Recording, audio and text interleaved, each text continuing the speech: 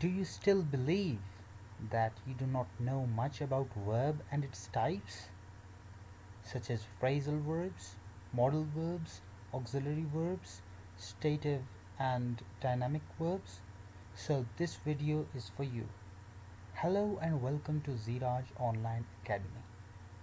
In this very specific video, we'll talk about verb and different types of verb and also the examples that each of these types includes. So let's start the video. आज हम जो topic discuss करने जा रहे हैं बहुत ही important topic है as I have been doing videos on certain topics from parts of speech. So this is one topic that is really very important. और ये जो टॉपिक है वर्ब का ये इंतहाई अहम है. अगर आपको ये टॉपिक आता है तो आपको जो है वो बहुत सारी चीज़ों को समझने में आसानी होती है. और वर्ब एक ऐसी चीज़ है या एक्शन एक ऐसी चीज़ है जो बहुत ही ज़्यादा इस्तेमाल होता है और इसके बारे में बहुत ज़्यादा बात होती है. इसको बहुत ज़्यादा यूज़ किया जाता है इन डेली स्पीच. तो चलें जी स्टार्ट करते हैं.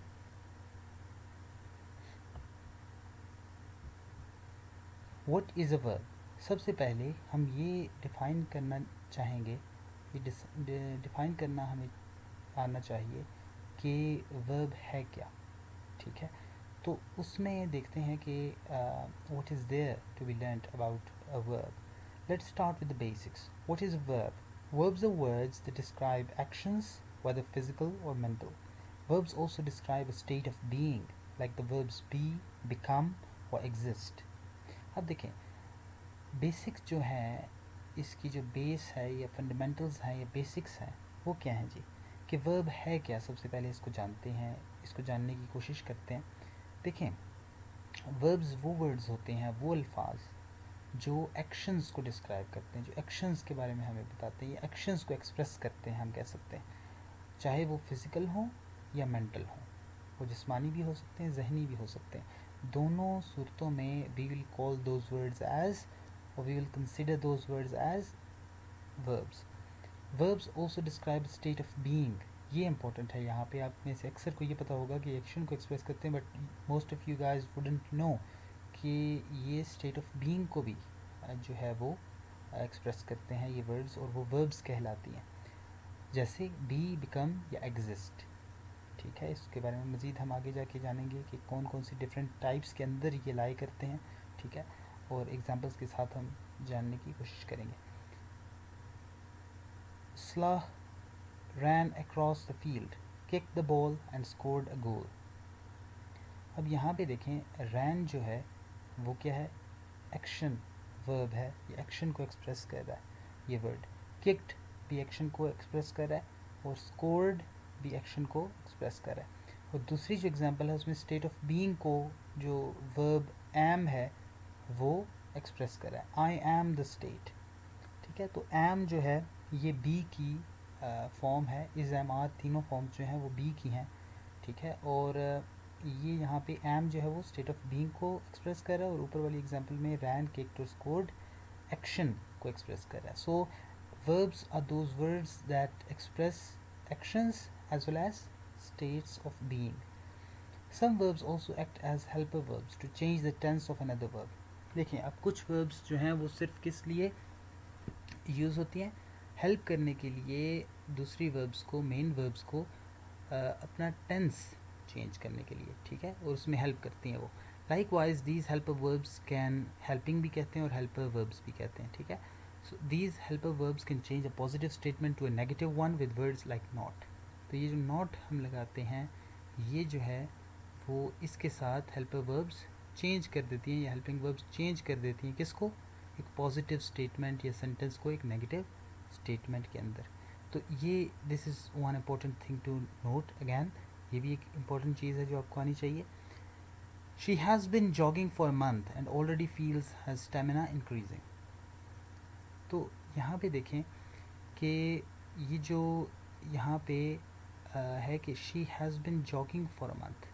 तो जॉगिंग यहाँ पे क्या है, ये जो है ये एक मेन वर्ब है. ठीक है, and already feels her stamina increasing. तो यहाँ पे आप देखें कि ये जो क्या कहते हैं इसमें हैज़ बिन है, वो क्या है, हैज़ हेल्पिंग वर्ब है। अब I don't feel so good, तो ये जो डोंट है, डू नॉट, ये यहाँ पे क्या है, ये भी हेल्पिंग वर्ब है। Every sentence needs at least one verb. If there is no verb, it's an incomplete sentence or a sentence fragment. So you see how important a verb is to sentence making या sentence structure. कितना important है ये एक sentence के अंदर कि verb के बगैर if there is no verb, it's an incomplete sentence. तो वो sentence ही पूरा नहीं है, वो अधूरा है, ठीक है। और at least one verb की ज़रूरत है sentence को complete sense देने के लिए, except for imperative sentences. अब यहाँ पे exception आ गई कि imperative sentences के अलावा जो कमांड्स होती हैं जिसमें जो है वो क्या कहते हैं, इसके अलावा एंट्रीटी हो सकती है, रिक्वेस्ट हो सकती है, ठीक है। तो ये जो सेंटेंसेस होते हैं imperative sentences, a sentence also needs a subject, the thing doing the action. तो यहाँ पे एक्सेप्शन ये होती है इम्पेरेटिव सेंटेंसेस में कि उनमें इसके साथ साथ, मतलब कि वर्ब का इस्तेमाल तो ज़रूरी है, वर्ब का होना तो ज़रूरी है, लेकिन उसके साथ साथ किसकी ज़रूरत होती है, सब्जेक्ट की भी ज़रूरत होती है, ठीक है। कि जो एक्शन परफॉर्म कर रही है, जिसके थ्रू कमांड दी जा रही है, वो चीज़ या वो सब्जेक्ट या वो नाउन का होना, उस नाउन का होना भी बहुत ज़रूरी होता है। Subjects are important for a verb because they change how it's conjugated, which we explained below. This is especially true for most common verb be. तो subjects जो है वो उस verb के लिए एक verb के लिए important होते हैं, क्यों? क्योंकि ये उसको चेंज करते हैं कि कैसे कॉन्जुगेट होगी। अब कॉन्जुगेट का क्या मतलब है जी, डिफरेंट फॉर्म्स ऑफ वर्ब्स जब एक जो है वो हम वर्ड या वर्ब से डिराइव करते हैं तो उसको फिर हम कहते हैं कॉन्जुगेटेड वर्ब्स, ठीक है, ये कॉन्जुगेटेड वर्ब फॉर्म्स। और वो हम आगे जाके इंशाल्लाह इस पर डिस्कस भी करेंगे। मैं एक और उस पर जो है वो सेपरेटली इसको जो है वो डील करूँगा उस टॉपिक के साथ। तो ये एक सीरीज़ है पूरी जो वर्ब की डिफरेंट एस्पेक्ट्स पे मैंने बनाई है या मैं बनाऊँगा, कुछ और वीडियोस भी हैं और वो आप देख सकते हैं टू नो और to understand the topic in its entirety तो नहीं कह सकते, एंटायरली शायद आप ना समझे पूरी तरह, लेकिन ये है कि बहुत मेन जो चीज़ें हैं, बहुत सारी काफ़ी सारी ऐसी चीज़ें हैं जो हमें पता होनी चाहिए वर्ब के बारे में, वो सारी ही तकरीबन इसमें शामिल होंगी। और इसमें स्पेशली जो ट्रू किसके लिए है, ये स्टेटमेंट जो ऊपर है कि subjects are important for verb because they change how it's conjugated, इस स्टेटमेंट को जो है वो कौन सा पॉइंट प्रूव करता है कि this is specially true for the most common verb B. तो बी के लिए ये बात बिल्कुल ठीक है कि सब्जेक्ट्स जो हैं वो इम्पॉर्टेंट होते हैं क्योंकि उनके साथ हम वर्ब को चेंज करते हैं। देखें, अगर सब्जेक्ट जो है वो प्लूरल होता है तो वर्ब की फॉर्म भी प्लूरल होती है, वो फिर सब्जेक्ट वर्ब एग्रीमेंट का क्वेश्चन आ जाता है and we will discuss it later on as we move on with the topic, ठीक है। अब टाइप्स ऑफ वर्ब्स कौन कौन सी हैं जी, इस वीडियो में हम सिर्फ वर्ब की हमने अब डेफिनेशन की, वी गॉट टू नो कि जी वर्ब होती क्या है, और अभी टाइप्स ऑफ वर्ब्स हम देखेंगे कि कौन कौन सी टाइप्स हैं वर्ब्स की। इसी तरह मैंने फिर कैटेगरीज ऑफ वर्ब्स पे भी बनाई है वीडियो, और बल्कि मैंने वो अपलोड करनी है अभी। और इसके अलावा जो है वो एक वीडियो जो मैं बनाऊंगा वो बनाऊंगा फॉर्म्स ऑफ वर्ब्स पे, और फिर मैं जो है वो कॉन्जुगेटेड फॉर्म्स ऑफ वर्ब्स जो हैं उस पर बनाऊंगा। तो ये आपने जो है वो पूरी सीरीज़ देखनी है if you really want to know more about verbs. अच्छा, types of verbs.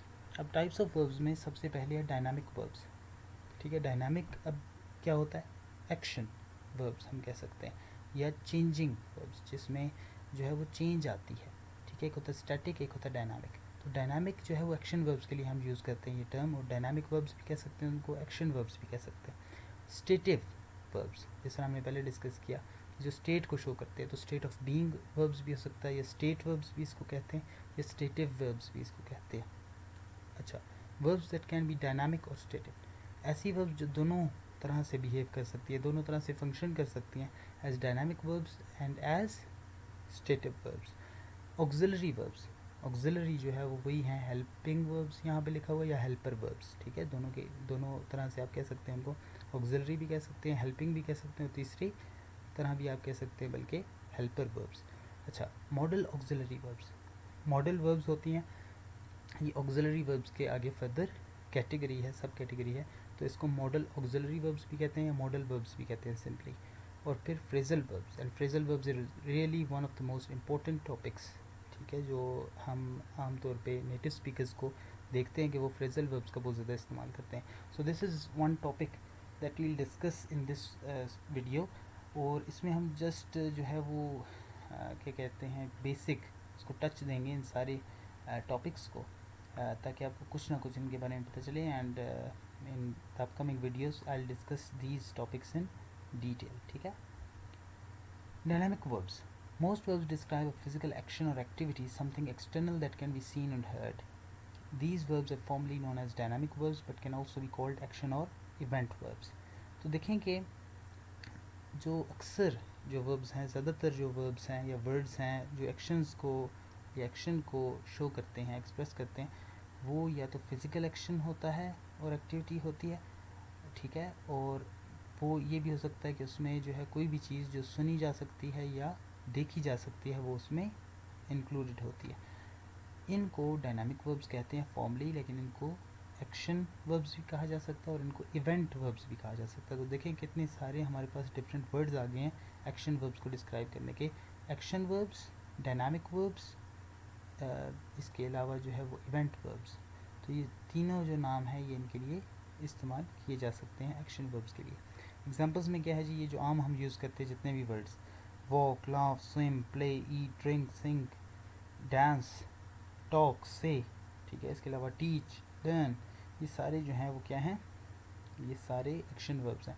There are a lot of actions that take place in our minds and feelings which are not external. Verbs that describe mental or internal actions are still dynamic verbs, but they are not always so obvious. These include process verbs which describe actions of transition.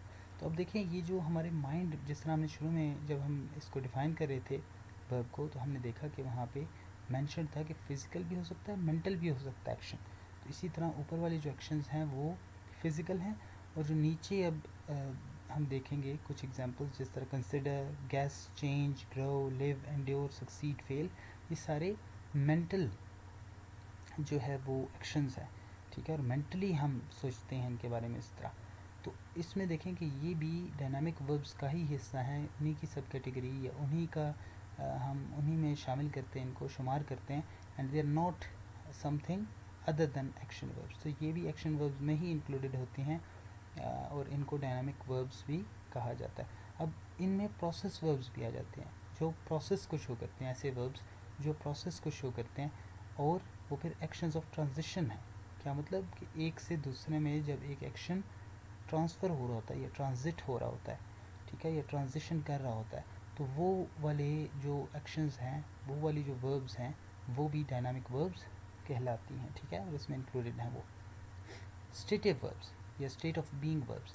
The opposite of dynamic verbs of action is stative verbs of being. Stative verbs describe a subject's state of feeling, including things they like and don't like. तो देखें अब ये जो है वो state को show करते हैं या स्टेट ऑफ बीइंग को शो करते हैं, और ये कोई एक्शन नहीं परफॉर्म हो रहा होता, ठीक है। अब इसमें क्या है, देखें कि सब्जेक्ट, स्टेट और फीलिंग, सब्जेक्ट जो है जो भी नाउन है उसकी स्टेट या फीलिंग को शो करते हैं ये वाले वर्ड्स या वर्ब्स, और इनमें जो है वो चीज़ें भी आ जाती हैं जिनको वो पसंद करते हैं, जिनको नहीं पसंद करते। अगर मैं कहता हूँ मैं ये चीज़ पसंद करता हूँ, तो इसका ये मतलब नहीं कि मैं उस पर कोई काम कर रहा हूँ, मैं कोई एक्शन कर रहा हूँ। आई लाइक इट या आई लव इट, तो इससे भी जो है वो दोनों जो लाइक और लव हैं ये एक्शन वर्ब्स नहीं है बल्कि स्टेट वर्ब्स हैं, या फीलिंग को ये शो करते हैं, ठीक है। तो इस वजह से जो है वो हम इनको एक्शन वर्ब्स नहीं कहते या डायनामिक वर्ब्स नहीं कहते। Want, need, prefer, love, hate, like, dislike, seem, understand, know, believe, involve, realize, all of these are stative verbs या state verbs, और ये जो है वो किसी एक्शन को शो नहीं कर रहे, but these are showing or expressing the feelings or the state of being of the subjects. तो ये देखें, ये सब्जेक्ट एक भी हो सकता है, ज़्यादा भी हो सकते हैं, तो ये जो है ये वर्ड सारे ये फीलिंग्स या स्टेट्स को शो करते हैं, ये एक्शंस को शो नहीं करते। One of the most important parts of stative verbs is that you can't use them in the continuous tenses. एक और चीज़ जिसके बारे में इम्पोर्टेंट है स्टेटिव वर्ब्स के बारे में, वो ये है कि हम इनको कॉन्टीन्यूस टेंसेस जो हैं, present continuous tense, past continuous tense, future continuous tense, इनमें हम यूज़ इनको नहीं कर सकते. Stative verbs stick to the simple tenses और ओकेजनली यूज़ द परफेक्ट. तो स्टेटिव वर्ब्स जो हैं वो सिंपल टेंसेस के साथ ज़्यादा जो है वो यूज़ होते हैं, या कभी कभार जो है वो परफेक्ट भी यूज़ करते हैं. ठीक है, तो ये कुछ इंपॉर्टेंट चीज़ें हैं, ये टिप्स होती हैं, ये ट्रिक्स होती हैं जिनसे हमें अंदाज़ा होता है कि कौन से काम हम कर सकते हैं, किस तरह से हम वर्ब्स को यूज़ कर सकते हैं, किन टेंसेस में यूज़ कर सकते हैं, और किस किस तरह से हम एक एक्सेप्टेबल स्ट्रक्चर बना सकते हैं अपने सेंटेंसेस का. So this is really very important to know these concepts in depth, ताकि आपको पता हो कि जी हम कहाँ पे गलती करते हैं, and where should we correct ourselves. The trouble is that some verbs can be dynamic or static depending on the specific meaning and how they're used. This includes the most popular verb be. Let's take a deeper look at these. अब देखें, कुछ verbs ऐसी हैं जिस तरह हमने बात की कि कुछ हैं जो actions को show करती हैं, कुछ हैं जो states of being या state of being को show करती हैं या feelings को show करती हैं. लेकिन कुछ verbs ऐसी होती हैं जो दोनों तरह से behave करती हैं, दोनों तरह से function करती हैं. dynamic भी होती हैं वो कभी, और कभी static भी होती है. तो हमें फिर ये देखना पड़ता है कि वो जो है वो किस मीनिंग में यूज़ हो रही हैं, और फिर हमें पता चलता है कि वो एज डायनामिक यूज़ हुई हैं या एज स्टेटिव वर्ब्स यूज़ हुई हैं. इसमें जो सबसे फेमस या पॉपुलर वर्ब है बी की जो फॉर्म्स हैं different, we discussed about it earlier कि जी वो जो है वो बी की फॉर्म है इज़, एम और आर. ठीक है, और ये कॉमन फॉर्म्स हैं इसकी. अब इसके बारे में हम मज़ीद देखते हैं. Verbs that can be dynamic or static. A lot of verbs have more than one meaning, so they can be used as dynamic or static. These include perception words. अब ये जो perception words हैं, जो 5 हमारी senses हैं, ये हैं, देखें, see, hear, taste, smell, feel. ठीक है, ये touch जिसे हम कहते हैं. तो देखें कि ये काफ़ी सारे जो verbs हैं इनका एक से ज़्यादा मतलब बनता है. ठीक है, और ये डायनामिक के तौर पे भी यूज़ हो सकते हैं, स्टैटिक के तौर पे भी यूज़ हो सकते हैं. When perception words are used as involuntary action, such as passive or unintentional actions, they are stative. This applies when these verbs are used in the general sense, state of being that's always happening.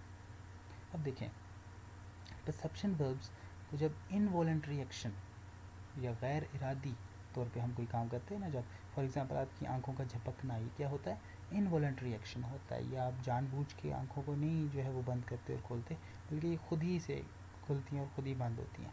ठीक है, आप कर सकते हैं voluntarily भी, लेकिन ये आमतौर पे किस तरह होती हैं, अगर आप वॉलंटरली या कॉन्शियसली नहीं करें तो इनवॉलंटरली भी ये काम करती हैं अपना. ठीक है, तो पर सब ये मैं सिर्फ समझाने के लिए कह रहा था इनवॉलंटरी एक्शन का क्या मतलब है. अब जब परसेप्शन वर्ड्स या वर्ब्स, ये वाले जो ऊपर हमने देखे हैं 5 हैं या 5 सेंसेस को जो एक्सप्रेस करते हैं, वो जब इनवॉलंटरी एक्शन के तौर पे यूज़ होते हैं या उसको एक्सप्रेस करने के लिए यूज़ होते हैं, तो फिर क्या होता है कि वो स्टेटिव कंसिडर होते हैं. ठीक है, फिर वो डायनामिक कंसिडर नहीं होते या वो एक्शन वर्ब्स कंसिडर नहीं होते. ये कब अप्लाई होता है, जब ये वाली वर्ब्स जनरल सेंस में यूज़ होती हैं. ठीक है, मतलब ये उस तरह कोई एक्शन के तौर पे नहीं यूज़ होती, बल्कि ये जनरल सेंस के तौर पे यूज़. अब जनरल सेंस एक तो ये यहाँ पे लिखा हुआ है, लेकिन दूसरी तरह से भी हम देख सकते हैं कि हम सेंस करते हैं, हम परसीव करते हैं इन सेंसेस के थ्रू. ठीक है, तो वो जो हम परसीव कर रहे होते हैं जब, तो वो फिर किस में आएगा, वो स्टेटिव वर्ब्स की कैटेगरी में आएगा. I can't see without my glasses. देखिए, अब देखने की ही बात हो रही है कि मैं देख नहीं सकता, ठीक है, अपने ग्लासेस के, अपने चश्मों के बगैर. Cake still tests great even if it's not your birthday. यहाँ भी देखें, फिर अगेन टेस्ट की बात हो रही है, तो टेस्ट ही इसका मतलब है. सही है, तो यहाँ पे देखें कि जब ये वाली जो वर्ब्स हैं, परसेप्शन वर्ब्स, या जो परसेप्शन को शो करती हैं, जो हमारी सेंसेस की जो हम उनके थ्रू जो डिफरेंट जो है क्या कहते हैं, फील करते हैं आसपास चीज़ें हमारे, तो वो किस कैटेगरी में आती हैं. वो अगर इनवॉलंटरी एक्शन के तौर पे यूज़ हुई हैं, तो फिर वो स्टेटिव वर्ब्स के तौर पे कंसिडर की जाती हैं और समझी जाती हैं. When those same verbs are used for a voluntary action, specific, deliberate and or temporary events, they are dynamic. Among other things, it means they can be used in the continuous tenses. तो देखिए फिर जब voluntary action के तौर पे ये use होती है, जब हम जानबूझ के जो है वो करते हैं कोई परसेप्शन, या हम जानबूझ के इसको एक्ट आउट करते हैं, तो फिर ये ज़ाहिर है क्या हो जाएगा, अगर एक्शन उसमें है, ठीक है, और वो वॉलंटरली हम कर रहे हैं, डेलिबरेटली हम कर रहे हैं, तो वो फिर क्या हो जाएगा, वो फिर डायनामिक हो जाएगा एक्शन, या वो एक्शन वर्ब कहलाएगा, या वो एक्शन वर्ड कहलाएगा, ठीक है, या डायनामिक वर्ब हो जाएगी वो। तो देखें कि इसमें फिर ये चीज़ भी है कि इसके अलावा ये होगा कि वो कॉन्टीन्यूस टेंसेस के साथ भी यूज़ हो सकते हैं। I haven't been seeing well since I lost my glasses. अब ये जो है वो इनवॉलंटरी एक्शन की बात नहीं हो रही, बल्कि ये एक्शन की बात हो रही है, एक्ट की बात हो रही है, देखने के एक्ट की, ठीक है, कि I haven't been seeing well, देखने के जो है वो काबिल नहीं हूँ जब से मैंने, या नहीं रहा जब से मैंने ग्लासेस मेरी गुम गई हैं, या मैंने खो दिया है उनको, ठीक है। We were testing cakes for the wedding all afternoon. अब यहाँ पे देखें वी वर टेस्टिंग है, और यहाँ पे देखें कॉन्टीन्यूस में यूज़ हुआ है। तो जब हमने ये बात की थी कि वो कॉन्टीन्यूस में यूज़ नहीं हो सकती, जो स्टेटिव वर्ब्स होती हैं उनको हम कॉन्टीन्यूस के साथ यूज़ नहीं करते, कॉन्टीन्यूस टेंसेस के साथ। तो यहाँ से हमें पता चलता है कि इस एग्जांपल में जब टेस्टिंग लिखा हुआ है कॉन्टीन्यूस फॉर्म में, पास्ट कॉन्टीन्यूस फॉर्म है, तो हमें ये चीज़ पता चल जाती है कि ये क्या है, ये डायनामिक वर्ब के तौर पे इस्तेमाल हुआ है। दूसरी बात हमें ये पता चल जाती है कि ये वॉलंटरली एक्ट आउट किया जा रहा है, ठीक है, एक्ट किया जा रहा है ये, या एक्शन किया जा रहा है ये। तो इससे हमें पता चलता है कि ये डायनामिक वर्ब के तौर पे इस्तेमाल हो रहे हैं। तो देखें ये वाली जो वर्ब्स हैं, स्पेशली जो परसेप्शन वर्ब्स हैं, ये दोनों तरह से यूज़ हो सकती हैं, स्टैटिक भी और डायनामिक भी।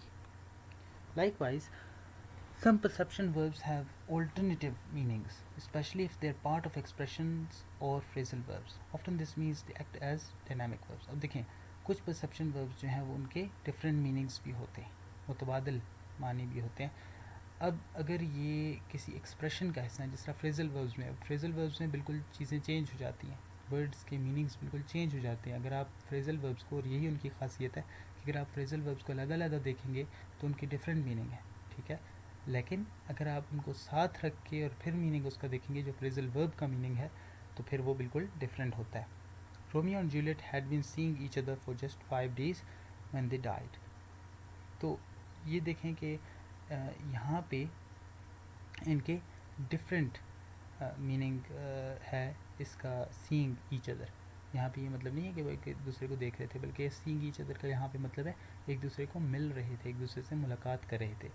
Other verbs like think, have and above all be follow the same voluntary or involuntary rules as perception verbs. Depending on how they're used, they can be either dynamic or static. तो ये जो think, have और be हैं, ये verbs भी involuntary तौर पे भी यूज़ होते हैं और वॉलंट्री तौर पे भी। अगर वॉलंट्री हैं तो फिर डायनामिक होंगे, अगर इनवॉलंट्री हैं तो फिर स्टेटिव कंसिडर होंगे, सही है। I think toads are better than frogs. अब ये क्या है यहाँ पे, ये स्टेटिव है। Why? Because it expresses an opinion और फीलिंग ऑलवेज देयर। तो ये इनवॉलंट्री है जी, ठीक है। यहाँ पे ये जो है वो डायनामिक, ये डायनामिक एक्शन के तौर पे यूज़ नहीं हुआ, या डायनामिकली यूज़ नहीं हुआ। अच्छा, all morning I was thinking about how toads are better than frogs. तो यहाँ पे देखें जनरल नहीं है, यहाँ पे स्पेसिफिक है। वही बात डिलिबरेट के साथ क्या लिखा हुआ था, स्पेसिफिक। अगर आप स्पेसिफिकली अपनी थिंकिंग को लेके कोई बात करते हैं, फिर वो डायनामिक कंसिडर होगी। अब देखिए नीचे, dynamic expresses the temporary action of thinking. Voluntary, जब वॉलंटरली मैंने सोचा, ठीक है, पूरी सुबह में सोचता रहा था, तो देखें कि मैंने क्या सोचा था कि टोड्स जो हैं वो, क्या सोच रहा था मैं कि टोड्स जो हैं वो बेटर हैं फ्रॉग्स से। I have a 10-year-old dog.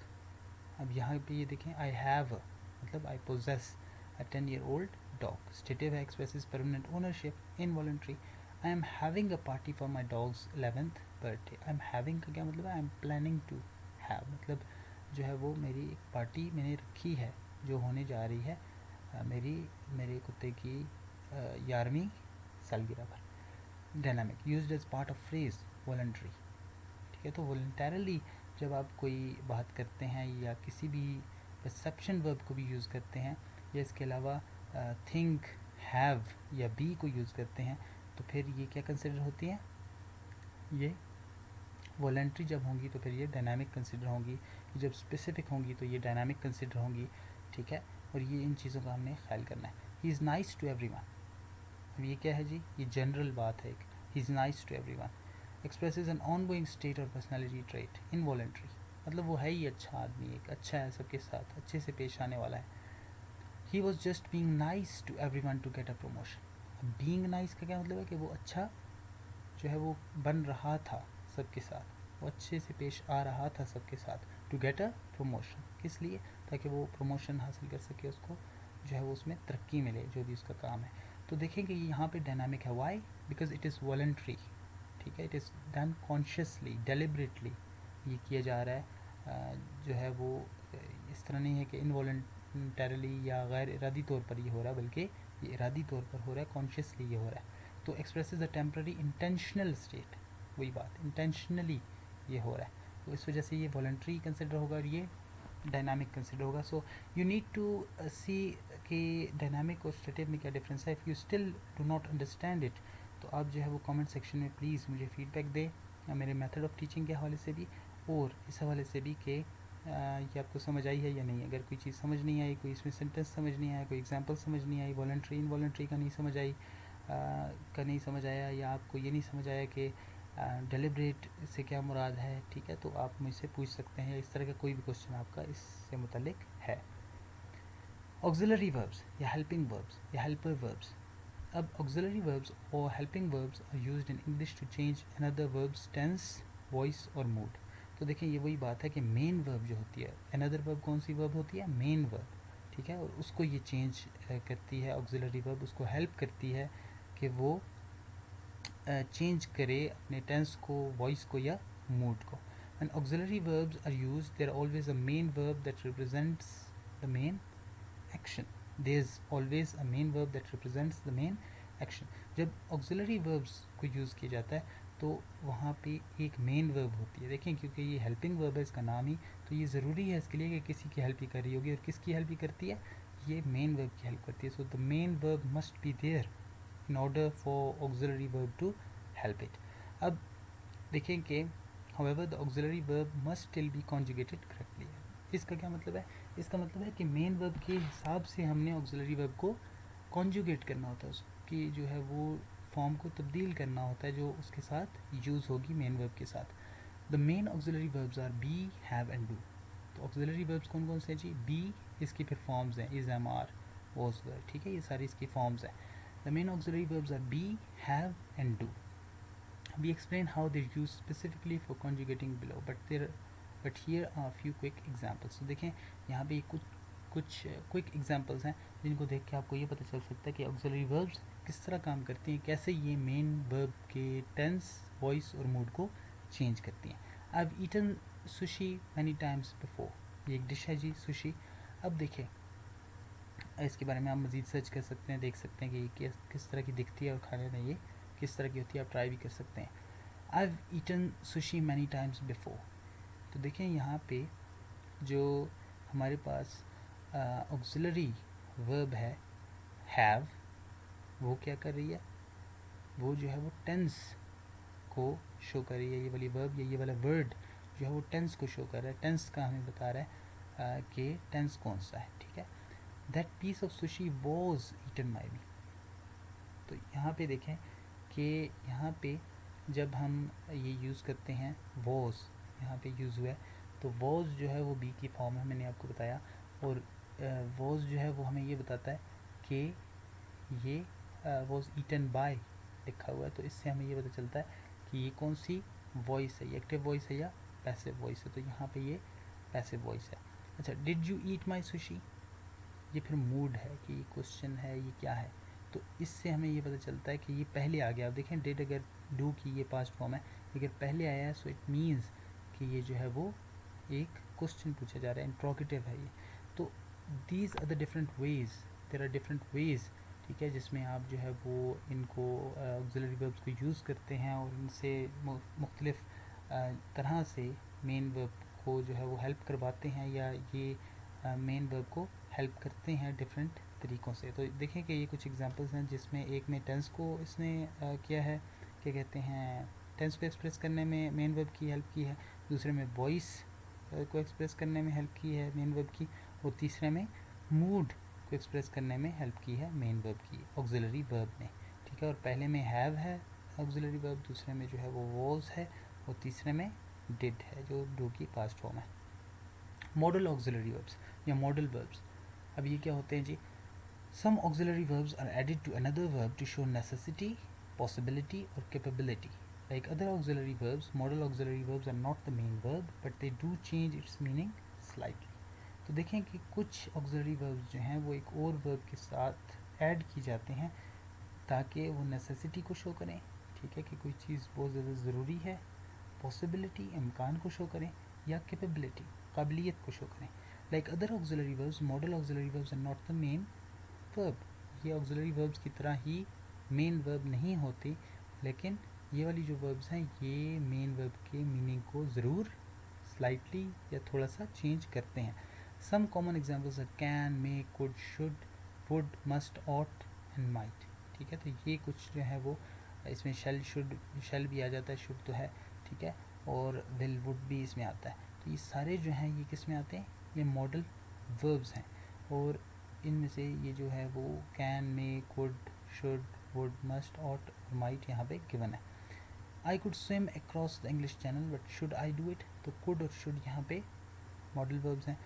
ये किसको शो कर रहे हैं जी? देखें, आई could swim across the English channel, ठीक है। अब ये कुड जो है वो कैपेबिलिटी को शो कर रहा है, but should I do it, अब शुड जो है वो किसको शो कर रहा है? शुड जो है वो उसको शो कर रहा है नेसेसिटी को, कि क्या इसकी ज़रूरत है। She must be the strongest person on the team and might be the strongest person in the reason.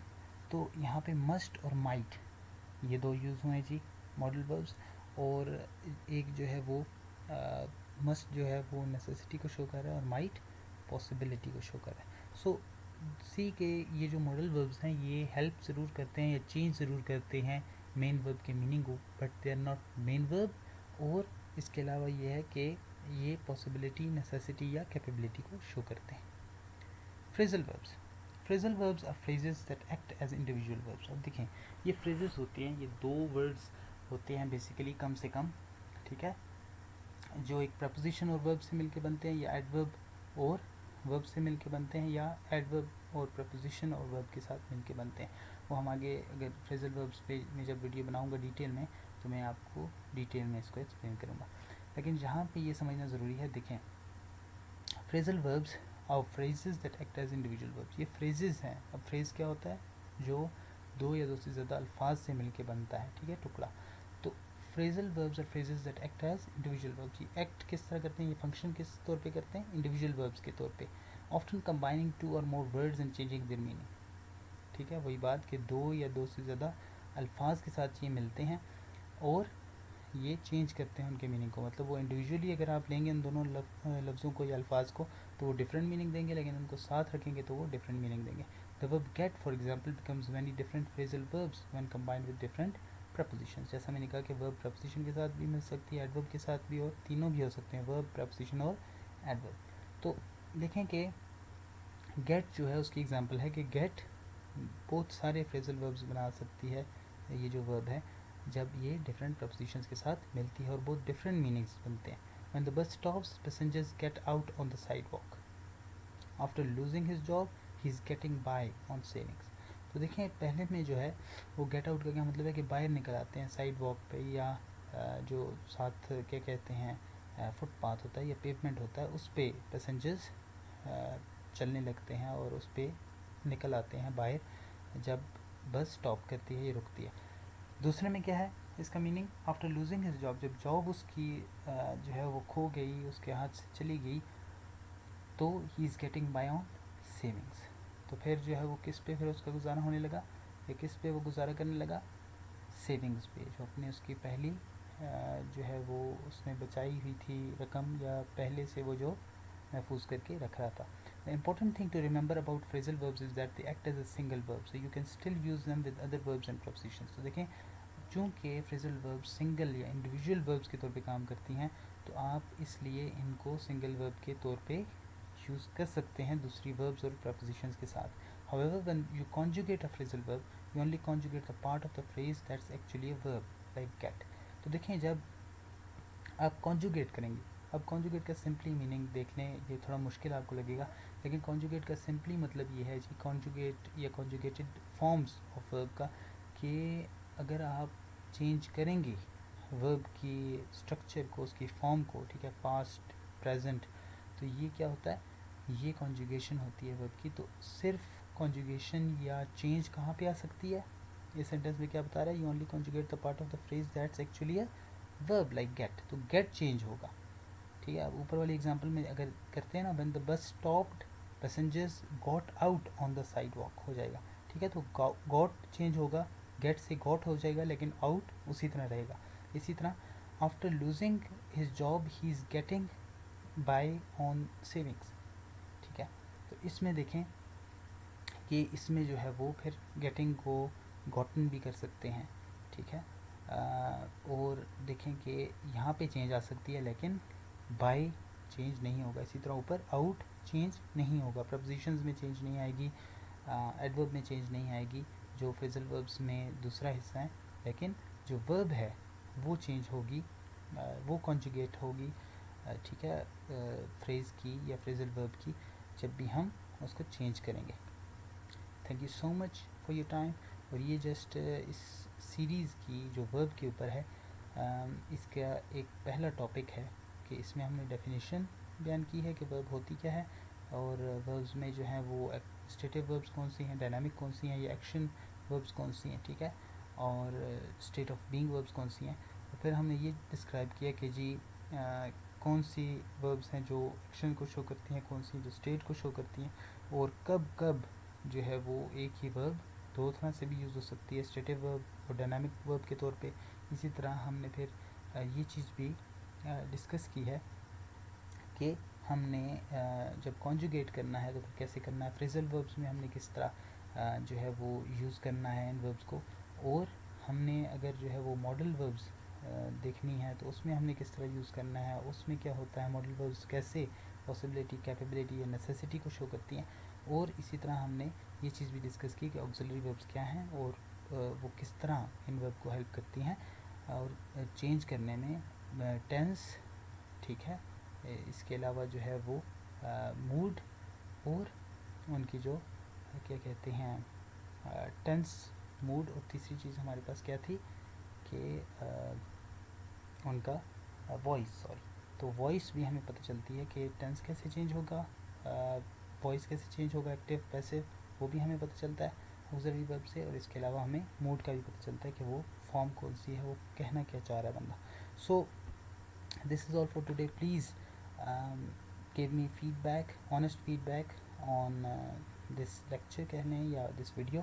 और आप अगर ये पसंद आती है तो लाइक करें, शेयर करें इस वीडियो को, चैनल को सब्सक्राइब करें, और बेल आइकन को भी प्रेस करें ताकि आपको नोटिफिकेशंस आएँ जब मैं इस सीरीज़ में मज़ीद वीडियोस बनाऊं।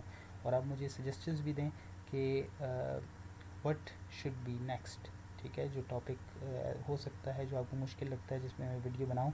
अगर आपको समझ अच्छे से आ रही है, अगर आपको समझ नहीं आ रही, मेरे मेथड में कोई आपको लग रहा है कि बेहतरी हो सकती है, तो आप वो भी काइंडली सजेशन दें मुझे, ठीक है। And I really appreciate it. So thank you so much. खुदा हाफिज़। नेक्स्ट वीडियो में मिलते हैं, तब तक के लिए खुदा हाफिज़।